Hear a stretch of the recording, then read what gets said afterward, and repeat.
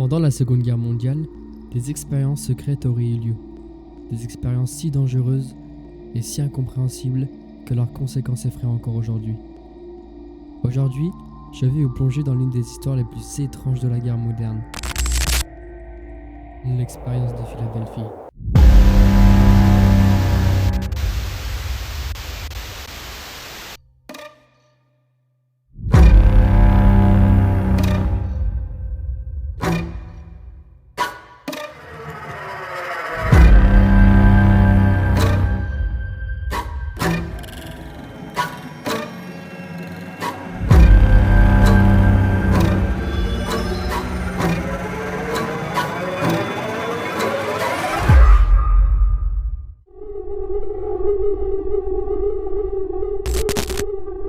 Pour bien comprendre cette histoire, il faut la replacer dans le contexte de l'époque.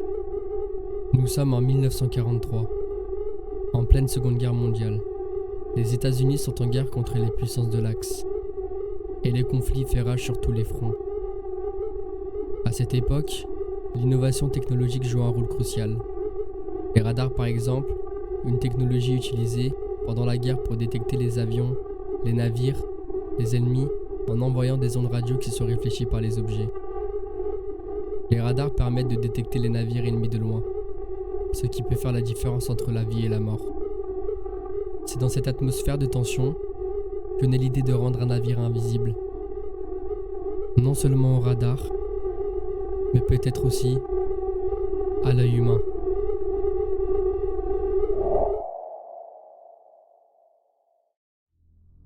Le 28 octobre 1943, l'USS Eldridge, un destroyer de l'US Navy, se trouve dans le chantier naval de Philadelphie. C'est alors que, selon certains témoins, un champ électromagnétique puissant enveloppe le navire. Soudain, il disparaît. Complètement. Et ce n'est pas tout. Quelques instants plus tard, l'Eldridge réapparaît à Norfolk, en Virginie, à plus de 600 km de là.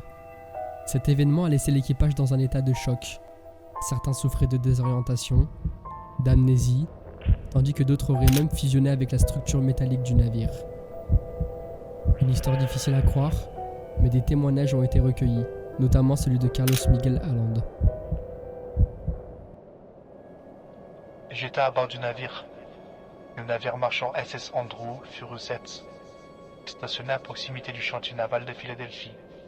De ma position, j'ai vu un phénomène incroyable se dérouler sous mes yeux. L'USS Eldridge, un destroyer, a commencé à émettre une lueur verte étrange, comme une sorte de brouillard électromagnétique enveloppant tout le navire. En l'espace de quelques secondes, l'Eldridge a disparu totalement. Il ne restait rien, ni ombre, ni mouvement sur l'eau. Il avait tout simplement cessé d'exister à cet endroit. Allende décrit également les effets désastreux que l'expérience a eu sur les membres de l'équipage. Il affirme que certains hommes auraient été dématérialisés et que d'autres seraient devenus invisibles ou fous.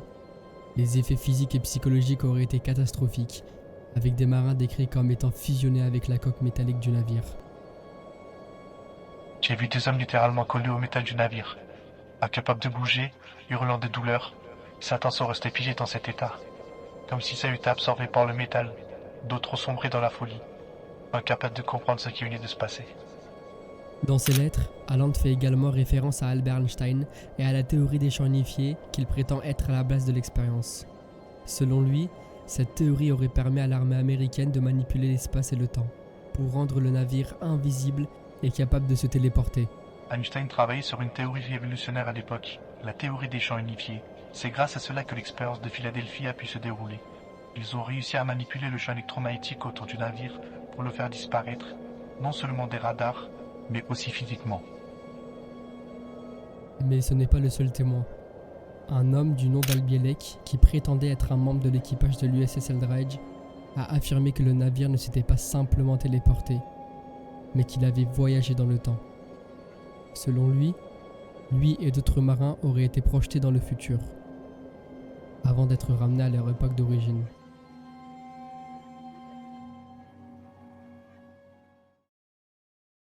Mais qu'en est-il vraiment ?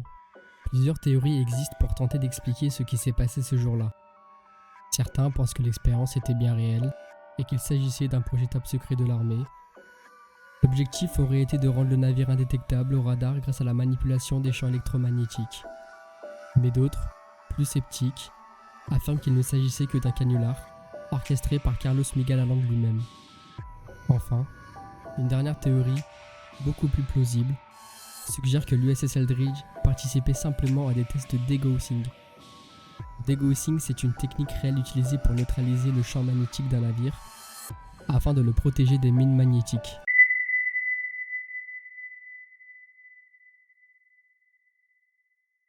Que l'histoire de l'expérience de Philadelphie soit vraie ou non, elle a profondément marqué l'imaginaire collectif. Des films, des livres et même des documentaires ont été produits à partir de cette histoire, notamment le film The Philadelphia Experiment, sorti en 1984.